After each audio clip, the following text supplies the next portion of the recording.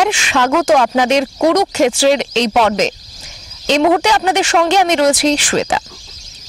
16 বিশালগড় বিধানসভা কেন্দ্র। এই নির্বাচনী কেন্দ্র বরাবরই কিন্তু একটা প্রভাব ফেলেছে রাজ্য রাজনীতিতে। 2023 বিধানসভা নির্বাচন আর মাত্র হাতে গোনা কয়েকটা দিন বাকি। কি হতে চলেছে আগামী দিনে সেটা কিন্তু কথা বলবেন গণদেবতারা। ইতিমধ্যেই প্রত্যেকটা রাজনৈতিক দল কিন্তু প্রচার প্রসার শুরু করে দিয়েছে। যার যার মতো করেই তাদের নির্বাচনী প্রচার কিন্তু চালিয়ে যাচ্ছে তারা। এমনকি ঘরে ঘরে তারা যাচ্ছেন গণদেবতাদের কাছে ভোট চাইতে, কারণ তারাই একমাত্র পারবেন প্রার্থীদেরকে নির্বাচিত করতে। এই 16 বিশালগড় কেন্দ্র বলা যেতে পারে অনেক দিন ধরেই সিপিআইএম এর একটা গড় ছিল। 2018 নির্বাচন, সেই নির্বাচনে আমরা দেখেছি যে রাজ্যে একটা পরিবর্তনের হাওয়া ছিল। এমনকি 25 বছরের সিপিআইএম শাসনকে উৎখাত করেছিল নতুনভাবে আসা বিজেপি সরকার। 2018তেও কিন্তু এই এলাকা থেকে নির্বাচনে জয়ী হয়েছিলেন সেই সিপিআইএমেরই একজন প্রার্থী। এবার 2023 বিধানসভা কি হবে এবার, কারণ এবার কিন্তু মুখ বদলেছে। 16 বিশালগড়ে প্রার্থী বদল হয়েছে। লড়াইটা কতটা শক্তিশালী হবে আমরা কথা বলবো আজকে এমনই একজনের সঙ্গে, যিনি এই কেন্দ্র থেকে ভারতীয় জনতা পার্টির প্রার্থী হয়েছেন। চলুন কথা বলে নিই ওনার সঙ্গে। নমস্কার। নমস্কার, স্বাগত আপনাকে কুরুক্ষেত্রে। আপনাদেরকে অনেক অনেক অভিনন্দন। আপনি প্রথমবার এই কেন্দ্র থেকে লড়াই করছেন, কিরকম মনে হচ্ছে? অ্যাকচুয়ালি বিশ্বের সর্ববৃহৎ রাজনৈতিক দল ভারতীয় জনতা পার্টি, তো এই দলের বিধানসভা নির্বাচনে প্রার্থী হিসেবে মনোনীত হয়ে সত্যি অনেক এটা গৌরবের ব্যাপার। এবং দল আমার উপর যেই আশা ভরসা রেখেছে, গণদেবতাদের আশীর্বাদে, কার্যকর্তাদের উচ্ছ্বাসে আমরা সেটা সঠিকভাবে নিষ্ঠার সঙ্গে পালন করব। সুশান্ত দেব একটা পরিচিত নাম 16 বিশালগড় কেন্দ্র থেকে, কারণ এর আগে তিনি ছিলেন এই এলাকারই মণ্ডল সভাপতি। কতটা শক্ত ঘাঁটি আমরা জানি এই বিশালগড় কেন্দ্র সিপিএম এর জন্য, কিন্তু এবার কিন্তু পরিস্থিতি অন্যরকম। কি বলবেন এবার, কিরকম মনে হচ্ছে? রাজ্য রাজনীতির যে সমীকরণ বদলেছে তাতে বিশালগড়ের চেহারাটা ঠিক কিরকম? না, অ্যাকচুয়ালি বিশালগড়ের 2018 নির্বাচনে মানুষ যেই ভুলটা করেছিল, বিশালগড়ের পদ্মফুলের প্রার্থীকে মানুষ জিতাতে পারেনি। সে অবস্থায় মানুষের আশীর্বাদ পেয়ে যেই ভদ্রলোক পবিত্র বিধানসভায় বিধায়ক হয়ে গেছেন, উনি প্রত্যেকটা বিশালগড়বাসীর সঙ্গে বিশ্বাসঘাতকতা করেছেন। উনি এত বড় একটা প্যান্ডেমিক সিচুয়েশন গেল সারা বিশ্বে, ত্রিপুরাও বাদ যায়নি, বিশালগড়ও বাদ যায়নি, কিন্তু এলাকার স্থানীয় বিধায়ককে কেউ দেখতে পায়নি। উনি শীতঘুমে ছিল, ওনাদের সংগঠন বলতে কিছু নেই। সে অবস্থায় ভারতীয় জনতা পার্টির কার্যকর্তারা আমরা সকলেই মিলে আমরা বিশালগড়ের প্রত্যেকটা সাধারণ মানুষের পাশে দাঁড়িয়েছি এবং সংগঠনকে আমরা মজবুত করেছি। মানুষের সুবিধা অসুবিধায় মানুষের পাশে দাঁড়িয়েছি, এইটাই পার্থক্য। এবং আপনি জনসাধারণের উচ্ছ্বাস দেখলে বলতে পারবেন মানুষ বিজেপির সঙ্গে আছে এবং বিজেপির একটা শক্ত ঘাঁটি হিসাবে মানে বিশালগড় একটা পরিচিত নাম। আপনারা বিভিন্ন সময় বিভিন্ন কার্যক্রমে আমরা দেখেছেন জনঢল। আমরা যেদিন নমিনেশন সাবমিট করলাম, সিপিএমের প্রার্থীও করেছেন এবং বিজেপির হয়ে আমিও করেছি। এই দিনে বিশালগড়ের সব ধরনের রেকর্ড আমরাই তো রেকর্ড করতাম, আমাদের রেকর্ড আমরা ভেঙে মানুষের যে উৎসাহ উদ্দীপনা দেখেছি, আমি 100% আগামী যেই 16 তারিখের নির্বাচন আমরা বিশালগড়ে সকলের আশীর্বাদে একটা ইতিহাস গড়ব। আমরা যদি দেখি যে 16 বিশালগড় যে কেন্দ্র, এই কেন্দ্রে কিন্তু বরাবরই কিন্তু সিপিআইএম জয়ী হয়ে এসেছে এবং তাদের যিনি প্রার্থী ছিলেন বিগত দিনে ভানুলাল সাহা, তিনি রাজ্য মন্ত্রিসভারও কিন্তু সদস্য ছিলেন। সেক্ষেত্রে এবার কিন্তু সিপিআইএম প্রার্থী বদল করেছে। কতটা লড়াই হবে এই কেন্দ্রে, কি বলবেন? নতুনভাবে নতুন প্রার্থীকে মানুষ কিভাবে চাইবেন? না, এটা সিপিএম এর ব্যাপার, সিপিএম এর ইন্টারনাল বিষয়, কেন প্রার্থী চেঞ্জ করা হয়েছে। আমার যেটা মনে হয়, ভানুলাল সাহা উনি মানুষের সামনে গিয়ে মানে কথা বলার মতো কোনো মুখ নেই, কারণ উনি মানুষের পাশে ছিল না 5টা বছর, সেই জায়গায় আমাদের কার্যকর্তারা ছিল। তো সেই কারণে হয়তোবা ওনাকে প্রার্থী হিসেবে চেঞ্জ করা হয়েছে। আমরা যারা ভারতীয় জনতা পার্টির কার্যকর্তারা আছি, আমরা একটাই কথাই বল, আমাদের সংগঠন আছে এবং 25 বছরের সিপিএমের অপশাসন, আমাদের 5 বছরের সুশাসন, মানুষ এই পার্থক্যটা মানুষের কাছে স্পষ্ট। মানুষ দেখেছে বিজেপি 5 বছরে কতটা সুশাসন দিয়েছে। সে অবস্থায় দাঁড়িয়ে নিশ্চিত আমাদের জয়টা নিশ্চিত, এবং সিপিএম বা সিপিএম কংগ্রেসের জোটের যিনি প্রার্থী, ওনাদের জামানত বাজেয়াপ্ত হবে, সেটা কিন্তু বিভিন্ন মাধ্যমে আপনারা দেখতে পেয়েছেন। একদমই ঠিক। আমরা যদি দেখি যে এই বিধানসভায় কিন্তু রাজ্য রাজনীতির সমীকরণ অনেকটাই বদল হয়েছে, সেক্ষেত্রে আপনি কি বলবেন যে তারা কতটা লড়াই করতে পারবে ভারতীয় জনতা পার্টির প্রার্থীদের সঙ্গে? না, অ্যাকচুয়ালি যেই জোটটা সমীকরণ যেটা বলছেন আপনি, বাম কংগ্রেসের জোট, সেই জোটটা করার একটাই উদ্দেশ্য যে একা লড়াই করার মতো সৎ সাহস এই কংগ্রেসেরও নেই, সিপিএমেরও নেই। একটা অশুভ জোট হয়েছে। আপনারা জানেন এই বিশালগড়ের মাটিতে দুজন বিধায়কের খুন হয়েছে, একজন বিধায়ক পরিমল সাহা, একজন গৌতম দত্ত। এই বিশালগড়ের মাটিতে অনেক খুন সন্ত্রাস হয়েছে। তো এইটা মানুষ জানে, এবং এই বাম কংগ্রেস জোটকে কেউ মেনে নেবে না, কারণ এই পরিমল সাহা উনি কংগ্রেস করতো, গৌতম দত্ত সিপিএম করতো। তো এই মানে দুটা দল একসঙ্গে এসছে, কেউ মেনে নেবে না। মানুষ আমাদের সঙ্গে আছে, এবং এই বাম কংগ্রেস জোটকে বিশালগড়ের মানুষ না, শুধু সারা রাজ্যের মানুষ প্রত্যাখ্যান করবে। আমরা যদি দেখি এই 16 বিশালগড় কেন্দ্রে বিগত দিনে নিশ্চয়ই অনেকগুলো কাজ হয়েছে, সেটা কে করেছেন? সেটা কি রাজ্য সরকারের কাজকর্ম নাকি বিধায়কের কাজকর্ম? কতটা কাজ হয়েছে এবং কি ধরনের কাজ হয়েছে? না, বিশালগড়ে বিধায়ক মানে শীতঘুমে থাকা সত্ত্বেও আমাদের 13খানা পঞ্চায়েত আছে, একটা পৌরসভা আছে, এবং কেন্দ্র সরকার রাজ্য সরকারের যতগুলি প্রকল্প আছে আমরা মানে নিষ্ঠার সঙ্গে মানুষকে পৌঁছে দেওয়ার জন্য আমরা কাজ করেছি। আপনি বিধায়ক বাবু তো উনি শীতঘুমে উনি তো কোনো কাজই করেননি। আপনি প্রধানমন্ত্রী আবাস যোজনার ঘর বলুন, এখানে উজ্জ্বলা যোজনার মাধ্যমে মায়েদেরকে গ্যাসের কানেকশন বলুন, সৌভাগ্য যোজনার মাধ্যমে গরিব অংশের মানুষকে বিদ্যুতের কানেকশন বলুন, জল জীবন মিশনের মাধ্যমে প্রত্যেকটা পরিবারকে পরিচ্ছন্ন পানীয় জলের ব্যবস্থা বলুন।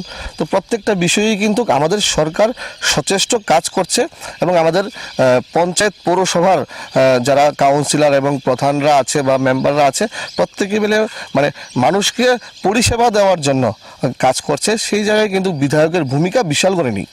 একদম। আমরা দেখেছি যে আপনি কিন্তু ইতিমধ্যেই প্রচার শুরু করে দিয়েছেন, প্রত্যেকটা দলই শুরু করেছে, এবং তার মধ্যে আপনি ডোর টু ডোর ভিজিটে যাচ্ছেন। মানুষের থেকে কিরকম সাড়া পাচ্ছেন? মানে সত্যি আমি মানে বলার ভাষা নেই, বিভিন্নখানে আমি আবেগপ্রবণ হয়ে গেছি। যেখানে আমি এই প্রচারে বের হয়েছি, বিভিন্ন এলাকায় যখন যাচ্ছি, মায়েরা উলুধ্বনি দিয়ে, শঙ্খ ফু দিয়ে, ধান দুব্বা দিয়ে আশীর্বাদ করে বিভিন্নভাবে কিন্তু আমাকে কাছে টেনে নিচ্ছে, বুকে টেনে নিচ্ছে, আশীর্বাদ করছে। আমি আপ্লুত। এই বিশালগড়বাসী প্রত্যেকে চাইছে যে বিজেপির প্রার্থী হিসেবে আমাকে বিধানসভায় পাঠাতে, সকলের আশীর্বাদে সেটা কিন্তু মানে হবে। এবং যে প্রচারের কথা বলছেন, প্রচারে কিন্তু সিপিএম থেকে আমরা অনেক এগিয়ে। এটা আপনারা গণতন্ত্রের চতুর্থ স্তম্ভ, আপনাদের লেন্সে সব ধরা পড়ে, আপনারা সব দেখছেন। আমরা দেখেছি যে 2018 সালে রাজ্যে পরিবর্তন হয়েছে, এবং সেই পরিবর্তনের কিন্তু একজন আইকন ছিলেন বলা যেতে পারে, যার হাত ধরেই 2018-তে রাজ্যে পালা বদল হয়েছে, এবং তিনি বিপ্লব কুমার দেব। আপনি বিপ্লব কুমার দেবের ছত্রছায়ায় ছিলেন আমরা যতটা জানি। সেক্ষেত্রে এবার কিন্তু তিনি সরাসরি লড়াইয়ের ময়দানে নেই। কিভাবে ভারতীয় জনতা পার্টি এই লড়াইটা জয়ী হবে? চ্যালেঞ্জটা কত বড়, কি বলবেন? না, আমরা একটা সুশৃঙ্খল রাজনৈতিক দল। বিপ্লব কুমার দেব আমাদের মুক্তির মহানায়ক। ওনার হাত ধরেই কিন্তু আমরা এই রাজ্যে বাম উপশাসন থেকে আমরা মুক্তি পেয়েছি। উনি বিধানসভা লড়াইয়ে নেই, কিন্তু উনি রাজ্যসভার সাংসদ আছেন। উনি একটা রাজ্যের, হরিয়ানার মতো রাজ্যের একটা প্রভারী আছেন, যেটা ত্রিপুরা রাজ্যের ইতিহাসে এই প্রথম।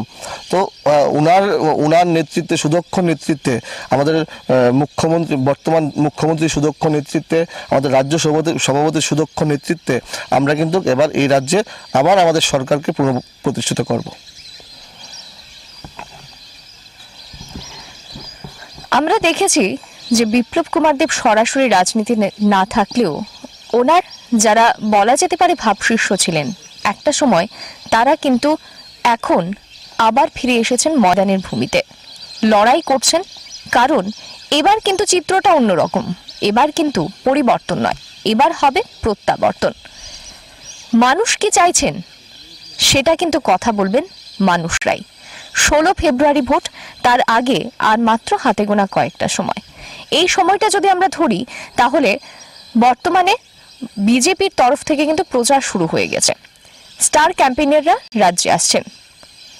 কিরকম প্রচার আর কিরকম প্রসার, সেই বিষয়টা নিয়ে কি বলবেন? না, প্রচারটা হলো একটা নির্বাচনের একটা অংশ। নির্বাচন আসলে প্রচার করতে হয়, কিন্তু সারা বৎসর মানুষের পাশে থাকলে সেই প্রচারটার আউটপুটটা ভালো আসে। যেহেতু আমরা 5টা বছর মানুষের পাশে ছিলাম, মানুষের সুখে দুঃখে ছিলাম, আমাদের প্রচারের আউটপুটে আপনারা দেখতে পাবেন মানুষের উৎসাহ উদ্দীপনা। মানুষ মানে বলার আগে একটা খবর পেলেই কিন্তু মানুষ ছুটে আসে, এবং সবাই ভারতীয় জনতা পার্টিকে, সর্বোপরি আমাদের যিনি দেশের যশস্বী প্রধানমন্ত্রী আছেন নরেন্দ্র মোদীজি, সবাই কিন্তু প্রত্যেকটা সবাই আমি গিয়ে দেখি সবাই নরেন্দ্র মোদীজিকে আশীর্বাদ করছে, কারণ উনি যেন দীর্ঘমেয়াদী আরও আমাদের জন্য এরকম সুন্দর সুন্দর পরিকল্পনা, সুপরিকল্পনার মাধ্যমে আমাদের দেশকে, আমাদের এই রাজ্যকে এবং আমাদের বিশালগড়কে শ্রেষ্ঠ বিশালগড়ে পরিণত করার জন্য ওনার আশীর্বাদটা আমাদের প্রয়োজন। প্রত্যেকে ওনাকে আশীর্বাদ করছে। তো সেই জায়গায় দাঁড়িয়ে আমরা যারা ভারতীয় জনতা পার্টির কার্যকর্তারা আছি, আমাদের প্রত্যেকটা কার্যক্রম, এই যে নির্বাচনী কার্যক্রম, প্রত্যেকটা গ্র্যান্ড সাকসেস হচ্ছে। আজকে আমাদের অনেকগুলা কার্যক্রম আছে, আপনারা দেখবেন প্রত্যেকটা কার্যক্রমে মানুষের উপচে পড়া ভিড় হচ্ছে।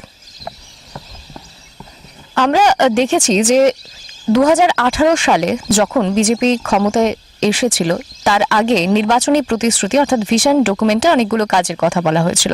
সেই কাজগুলো, সেই ভিশন ডকুমেন্ট কতটা সম্পন্ন হয়েছে বলে মনে করেন আপনি?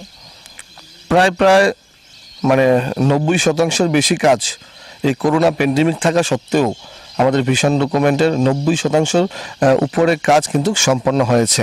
এবং ভিশন ডকুমেন্টের বাইরে গিয়েও অনেকগুলা কাজ কিন্তু আমাদের রাজ্য সরকার করেছে, যেটা ত্রিপুরাবাসী মানে উপকৃত। তো সেই জায়গায় দাঁড়িয়ে আমরা কথা দিয়ে কাজ, মানে কথা কাজে আমাদের সমান। তো সেই জায়গায় দাঁড়িয়ে মানুষ আমাদের সঙ্গে আছে, এবং এটা আবারও বলছি, 2 তারিখে যেদিন রেজাল্ট হবে ভোট বাক্সে কিন্তু সেটা প্রমাণিত হবে। অনেকে কিন্তু বলছেন যে যারা বিরোধীরা, যে ভিশন ডকুমেন্টের যে কাজগুলো ছিল সেই কাজগুলো কিন্তু সম্পূর্ণ হয়নি সঠিকভাবে, তারা বারবার অভিযোগ করছেন। সেই ক্ষেত্রে বিরোধীরা যে কথাটা বলছেন, আপনি তাদেরকে কি উত্তর দেবেন? না, তথ্য নিয়ে কথা বলতে হবে, তথ্য ছাড়া কথা বললে হবে না।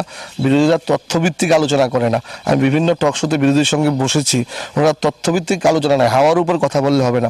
ওনারা মানে মন গড়া কথাবার্তা বলে তো হবে না। আমরা আমাদের ভিশন ডকুমেন্টে যে পয়েন্টগুলো আছে, যে স্টুডেন্টদের মধ্যে স্মার্টফোন দেওয়া, আমাদের প্রত্যেকটা স্টুডেন্টের অ্যাকাউন্টে কিন্তু 5,000 টাকা করে ঢুকে গেছে। আমাদের প্রথম মন্ত্রিসভার প্রথম সিদ্ধান্তে আমাদের যারা সরকারি কর্মচারীরা আছে ওনাদেরকে 7 পে কমিশনের আওতা আনা হয়েছে। বর্তমানে মানে টোটাল মিলিয়ে এই রাজ্যে এই 5 বছরে 20% ডিএ সরকারি কর্মচারীকে দেওয়া হয়েছে, যেটা নজিরবিহীন ঘটনা।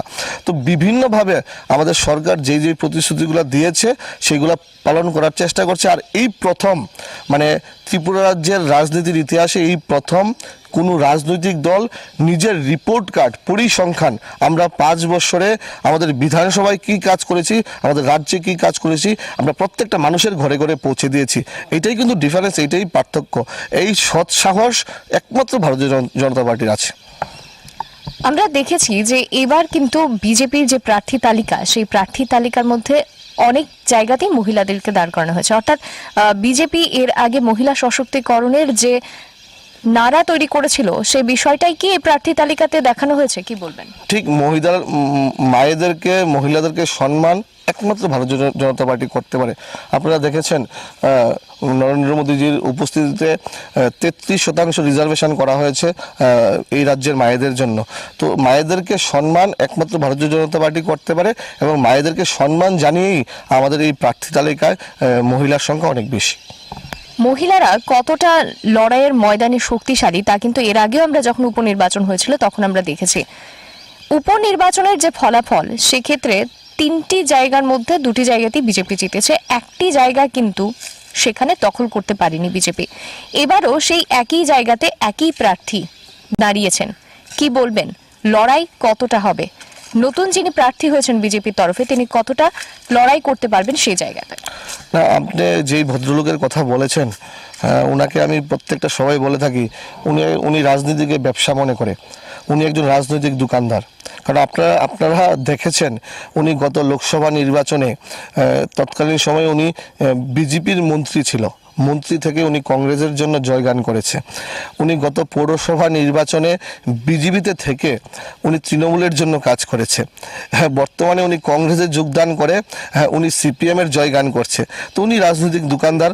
এই 2 তারিখে ওনার দোকানের ঝাপ বন্ধ হয়ে যাবে এবং আমাদের প্রার্থী এখানে বিপুল পরিমাণ ভোটে জয়জয়কার করবে। 16 বিশালগড় কেন্দ্র, এই কেন্দ্রে বিগত দিনে যদি দেখা যায়, পুরো রাজ্যবাসী কিন্তু সেটা দেখেছে যে এই এলাকাতে রাজনৈতিক যে সংঘর্ষ, রাজনৈতিক খুন, সন্ত্রাস, এই বিষয়গুলি প্রচুর হয়েছে। কিছু হয়তো আমাদের সামনে এসেছে এবং কিছু হয়তো চাপা পড়ে গেছে।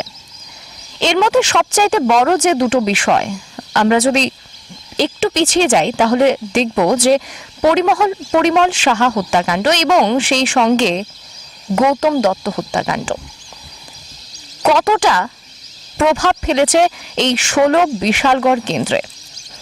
কি বলছেন এখানকার মানুষ, আমরা জিজ্ঞেস করব প্রার্থীকে। এখানকার মানুষের কি মতামত এই বিষয়টা নিয়ে?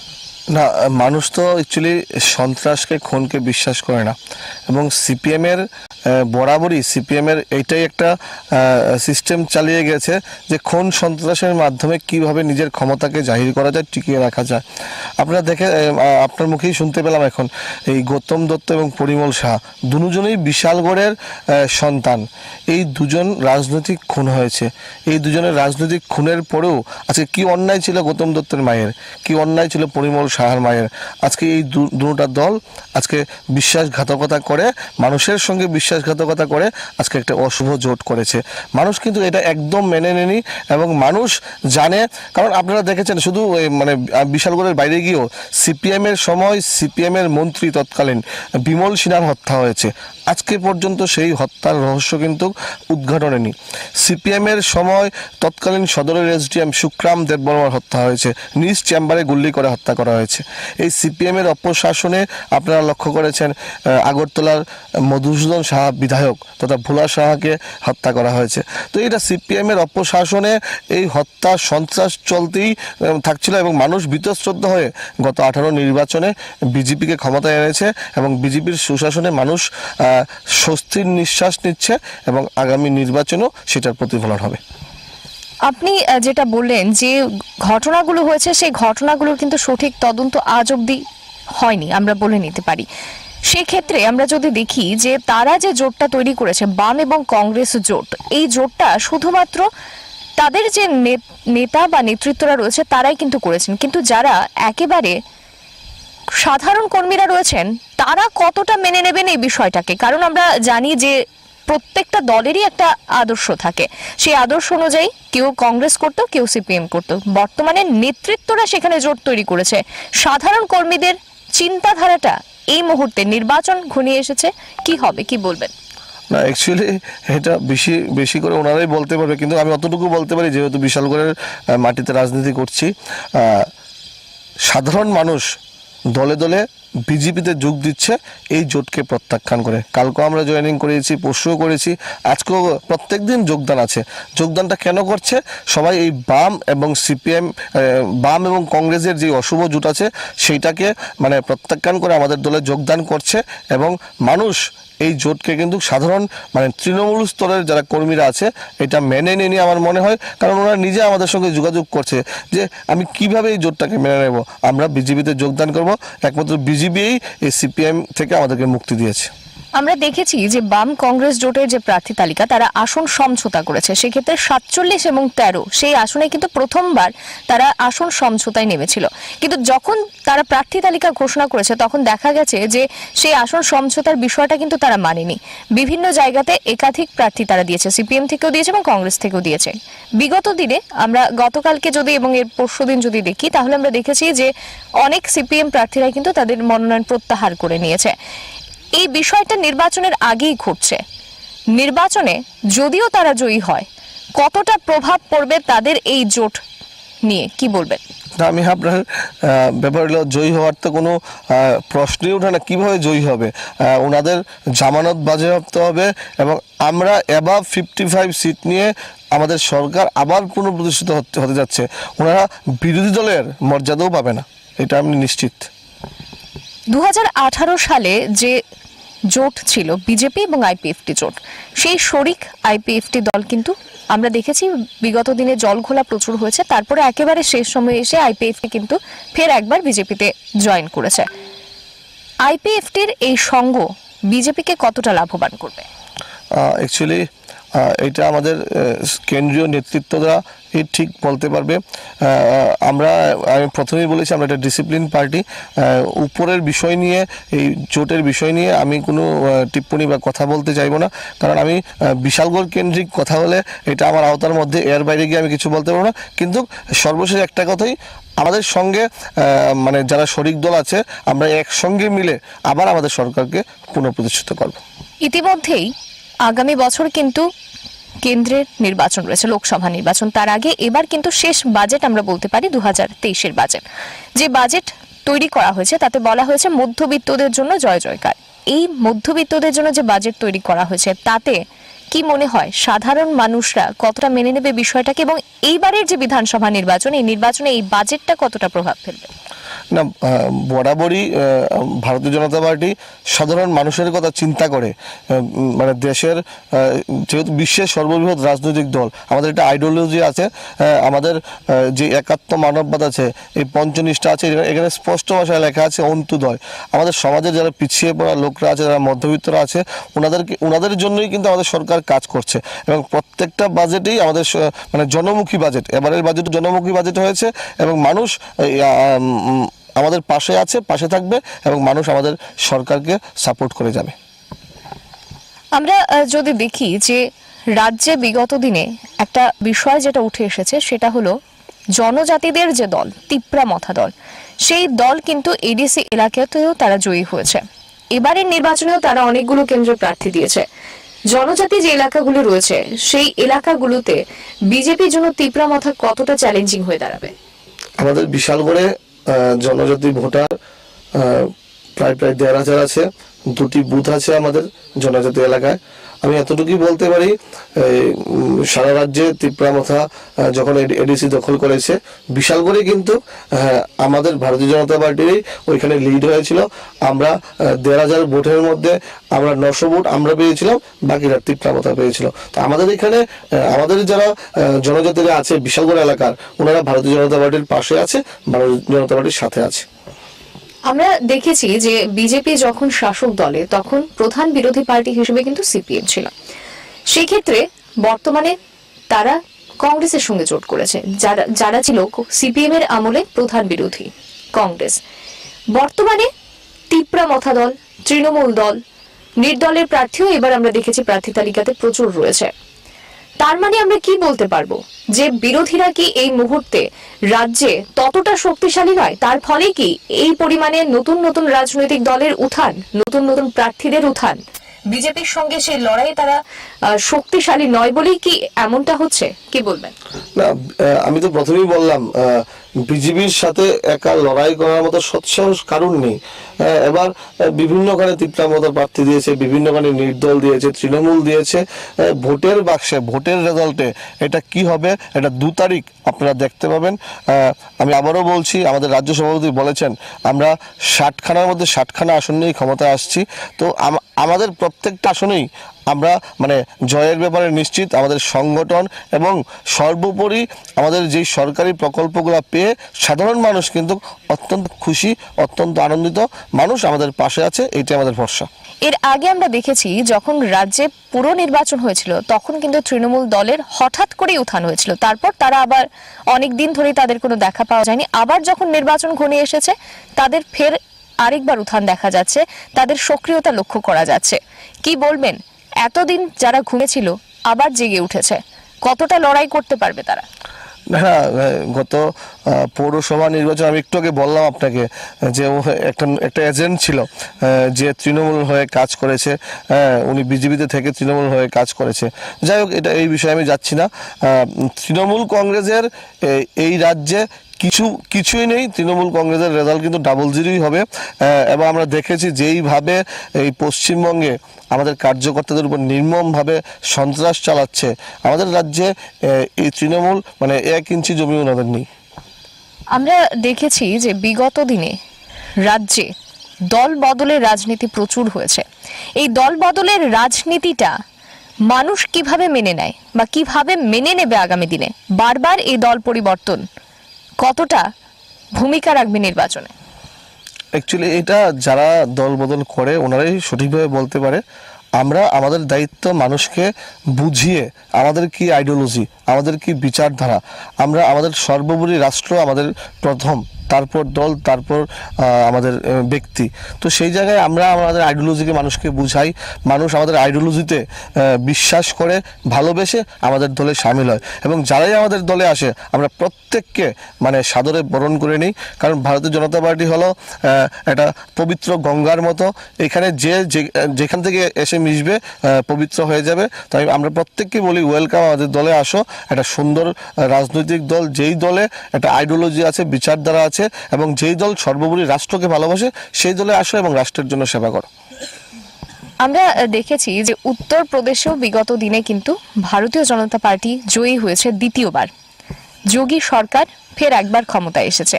এমনকি দেশের আরো অনেকগুলো রাজ্য বিগত দিনে কিন্তু বিজেপি নতুনভাবে সরকার তৈরি করেছে।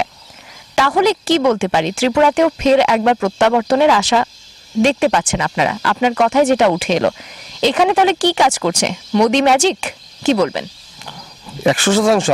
আমাদের তো প্রথম যিনি ব্যক্তি নরেন্দ্র মোদীজি, উনার আশীর্বাদেই তো আজকে আমরা এই জায়গায়, এবং উনার আশীর্বাদে আমরা 18 সনে আমরা এই রাজ্যে সরকার প্রতিষ্ঠিত হয়েছে, এবং উনার আশীর্বাদ নিয়েই এই রাজ্যে আবার এই 16 তারিখে সরকার পুনঃপ্রতিষ্ঠিত হবে।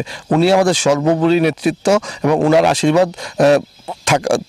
আছে বলেই কিন্তু আমরা এত ভালো রেজাল্ট করতে পারছি। মানুষ আমাদেরকে ভালোবাসে কেন? মোদিজি যেইভাবে এই দেশকে একটা শ্রেষ্ঠ দেশে বা ভারতকে একটা এক ভারত শ্রেষ্ঠ ভারতে পরিণত করছে, মোদিজির জন্যই সম্ভব। এবং মোদিজি আমাদের সর্বোচ্চ নেতৃত্ব, ওনার আশীর্বাদ পেয়ে কিন্তু এই 2 তারিখে যে রেজাল্ট হবে আমাদের সরকার আবার পুনঃপ্রতিষ্ঠিত হবে। বেশ কিছু জায়গাতে প্রার্থী বদল করছে সিপিএম। বলা হতো যারা পোড় খাওয়া সিপিএম এর রাজনৈতিক ব্যক্তিত্ব ছিল, এবারের যে প্রার্থী তালিকা ঘোষণা করেছে সিপিএম, সেক্ষেত্রে তারা কিন্তু এবারের লড়াইয়ের ময়দানে নেই। যাদেরকে পছন্দ করত তৎকালীন সময়ের সাধারণ মানুষ, তারা অনেকেই নেই। নতুন নতুন মুখ উঠে এসেছে। সেই বিধানসভা কেন্দ্রগুলিতে নতুন মুখকে লড়াইয়ের ময়দানে রয়েছে তারা। বিজেপি এই ক্ষেত্রে কতটা সুবিধা পাবে? এটা সিপিআইএমের স্ট্র্যাটেজি। আমরা যারা ভারতীয় জনতা পার্টি করি, এই পার্টিতেও কিন্তু যুবকদেরকে প্রাধান্য দেওয়া হয়। যেমন আমাকে এই বয়সে এখানে প্রার্থী করা হয়েছে। তো আমরা যুবক, প্রবীণ প্রত্যেকে মিলে আমাদের পার্টিকে সুশৃঙ্খলভাবে এগিয়ে নিয়ে যাওয়ার জন্য আমরা কাজ করি, সংগঠনকে মজবুত করার জন্য কাজ করি, এবং সরকার প্রতিষ্ঠা করার জন্য আমরা কাজ করি। এবার সিপিএমের কি স্ট্র্যাটেজি, এটা সিপিএম বলতে পারবে। আমাদের স্ট্র্যাটেজি আমরা প্রত্যেককে নিয়ে, সমাজের প্রত্যেকটা অংশের মানুষকে নিয়ে, প্রবীণ, নবীন এবং আপনারা যারা মহিলারা, মায়েরা আছে, প্রত্যেককে নিয়ে আমরা আমাদের পার্টিকে, আমাদের সরকারকে আমরা পরিচালনা করি। একটা দেশের জন্য যুব শক্তি কিন্তু একটা বড় বিষয় সেক্ষেত্রে। এবং যুব শক্তির যদি কথা বলি, তাহলে ভারতীয় জনতা পার্টি তাদের মধ্যে কিন্তু যুব শক্তির প্রতি যে টান বা তাদেরকে দলে লড়াই করার যে স্থান দেওয়ার প্রসঙ্গ আসে, সে বিষয়টা আমরা বরাবরই দেখে এসেছি। এই বিষয়টা কতটা শক্তিশালী করে দলকে, কি বলবেন? না, যুবকরাই তো একটা পার্টির মূল পিলার, স্তম্ভ। তো যুবকদেরকে নিয়ে এই পার্টিতে এই মানে প্রত্যেকটা যুবক, প্রত্যেকটা নতুন ভোটার নরেন্দ্র মোদীজিকে ভালোবাসে, প্রত্যেকটা নতুন ভোটার ভারতীয় জনতা পার্টির সঙ্গে কাজ করতে মানে উদ্গ্রীব হয়ে থাকে। তো আমাদের সঙ্গেও মানে এই বিশালগড়ের প্রচুর যুবক আমাদের সঙ্গে আছে, এবং আমরা কিছুদিন আগে নতুন ভোটারদেরকে নিয়ে আমরা একটা প্রোগ্রাম করেছিলাম। উপচে পড়া ভিড় হয়েছিল। প্রত্যেককে আমি জিজ্ঞেস করেছিলাম যে তোমরা রাজনীতি বুঝো কি না। সবাই বলছে যে রাজনীতি বুঝি না। যখন বললাম যে কে কে মোদিজিকে ভালোবাসো, প্রত্যেকটা ছেলে বোনেরা সবাই বললো, যারা যুবক যুবিতারা আছে বললো যে সবাই মোদিজিকে ভালোবাসে। তো এইটাই কিন্তু আমাদের সবচেয়ে বড় পাওনা, যুবকরা মোদিজির পাশে আছে, এবং যুব সমাজকে যত বেশি সামনের দিকে এগিয়ে নিয়ে যাবে তত রাষ্ট্রের উন্নয়ন হবে, এবং সেটা ভারতীয় জনতা পার্টিও করছে, আমাদের সরকারও করছে। আমরা দেখেছি যে কর্মসংস্থান একটা বড় ইস্যু বলা যেতে পারে, আমাদের রাজ্যে নয় সমগ্র দেশেই। সেক্ষেত্রে বিরোধীরা বরাবর অভিযোগ করে এসছেন যে রাজ্যে কর্মসংস্থানের সেই রকম ব্যবস্থা তৈরি করেনি শাসক দল। বেকার সমস্যা নিরসন কিন্তু এক্ষেত্রে অনেকটাই রয়ে গেছে, তারা বরাবর অভিযোগ করছেন। কতটা এই অভিযোগটা ঠিক, কি বলবেন? ওরা কোন মুখে এই কথা বলে, লজ্জা থাকা দরকার। কারণ এই 10,323 এটা সিপিএম সরকারের জন্যই কিন্তু আজকে 10,323-এর মানে অবস্থা, এরকম অবস্থা হয়েছে। আমরা যারা ভারতীয় জনতা পার্টি, আমাদের সরকার মানে ট্রান্সপারেন্ট পলিসির মাধ্যমে আমাদের সরকার টেটের মাধ্যমে স্বচ্ছ নিয়োগ নীতি করেছে। এই ডিফারেন্সটা বুঝতে হবে। সিপিএম করলে 10,323 হবে, ভারতীয় জনতা পার্টি করলে টেটের মাধ্যমে স্বচ্ছ নিয়োগ নীতির মাধ্যমে আমার ভাই বোনেরা চাকরি পাবে। এই ডিফারেন্সটা বুঝতে হবে, এবং সারা রাজ্যের যুবক যুবতীরা ডিফারেন্সটা বুঝে গেছে যে আমাদের সরকার ট্রান্সপারেন্ট, আমাদের সরকার চাকরি দিচ্ছে, কিন্তু একটা স্বচ্ছ নিয়োগ নীতির মাধ্যমে দিচ্ছে। আমরা দেখেছি যে এডিসিতে যে তিপ্রা মথার সরকার রয়েছে, সেই তিপ্রা মথার সরকার তারা কিন্তু বারবার অভিযোগ করছে যে তাদের কাছে ফান্ডিংটা সঠিকভাবে পৌঁছচ্ছে না, সরাসরি তাদের কাছে ফান্ডিং পৌঁছচ্ছে না, যার ফলে তারা এডিসি এলাকাতে যে উন্নয়ন, সেই উন্নয়নটা তারা করতে পারছে না। এই বিষয়টা বারবার তারা বলাতে জনজাতিদের মধ্যে কিরকম প্রভাব পড়বে, কতটা চ্যালেঞ্জিং হয়ে দাঁড়াবে বিজেপির জন্য? না, জনজাতিরা আমাদের পাশে আছে, এবং আমাদের সরকার ফান্ডিং করছে। আমাদের সরকার এডিসির জন্য অনেক ডেভেলপমেন্ট করছে। এডিসির মানে জনজাতিদের জন্য যত ভালো ভালো কাজ আমাদের সরকারের সময় হয়েছে। আমাদের সরকার মহারাজাকে সম্মান জানিয়ে আমাদের এয়ারপোর্টের নাম কিন্তু বীর বিক্রম কিশোর মানিক্যের নামে করেছে। তো আমাদের সরকার অনেক মহারাজা বীর বিক্রমের জন্ম জয়ন্তীতে ছুটি ঘোষণা করা হয়েছে। আমাদের সরকারই একমাত্র এই জনজাতিদেরকে, রাজপরিবারকে সম্মান জানিয়েছে, এটা সবাই জানে। এবং সিপিএমের সময় কিন্তু জনজাতিদেরকে সম্মান জানানো হয়নি, এটা জনজাতি অংশের মানুষরা জানে। এটা এডিসি নির্বাচনের আগে এটা বিভ্রান্ত হয়েছিল, মানুষ এখন বুঝে গেছে। প্রত্যেকটা জনজাতি অংশের ভাই বোনেরা আমাদের সঙ্গে আছে। যদি বলি যে আগামী দিনে বিজেপি ফের একবার জয়ী হয়ে রাজ্যে ফিরছে, সেক্ষেত্রে আগামী দিনে আপনাদের কি মিশন বা ভিশন থাকবে? আমাদের সরকার, আমাদের ম্যানিফেস্টো তৈরি হচ্ছে, আমাদের আগামী দিনের ভিশন ডকুমেন্ট তৈরি হচ্ছে। আমাদের ম্যানিফেস্টোর মাধ্যমে আপনারা এটা জানতে পারবেন। একটা কথাই বলতে পারি, বিশালগড়ের মানুষ যদি আমাকে বিধায়ক হিসাবে পবিত্র বিধানসভায় পাঠায়, একটা কথা দৃঢ়তার সঙ্গে বলতে পারি, প্রত্যেকটা বিশালগড়বাসীর সুখে দুঃখে দিনরাত্র কাজ করব, এবং বিশালগড়কে শ্রেষ্ঠ বিশালগড় পরিণত করার জন্য সকলের আশীর্বাদ নিয়ে বিশালগড়ের জন্য কাজ করব। একেবারে শেষ পর্যায়ে চলে এসেছি আমরা।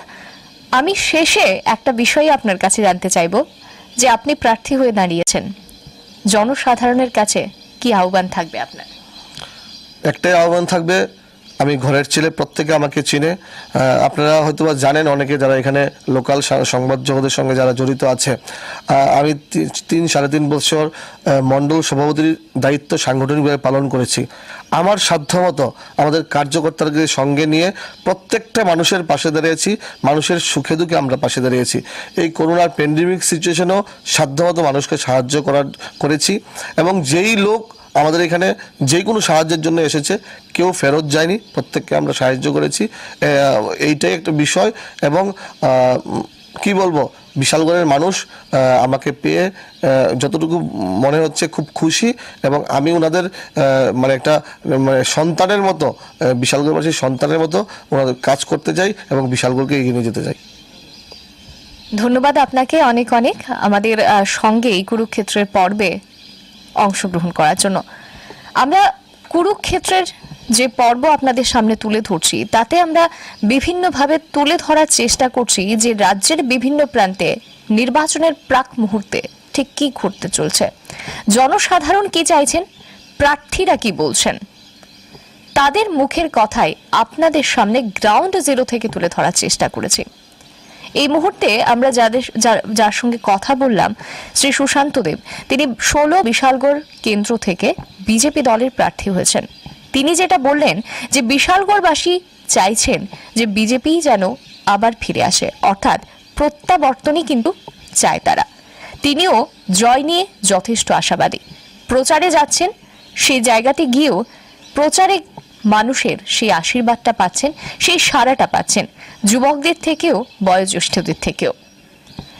নির্বাচনের দামামার যে প্রহর আমরা হাতে গুনছি, আর মাত্র কয়েকটা দিন বাকি, তারপরেই কিন্তু বোঝা যাবে কে বসছেন ক্ষমতার মসনদে, কে বসছেন মুখ্যমন্ত্রীর আসনে।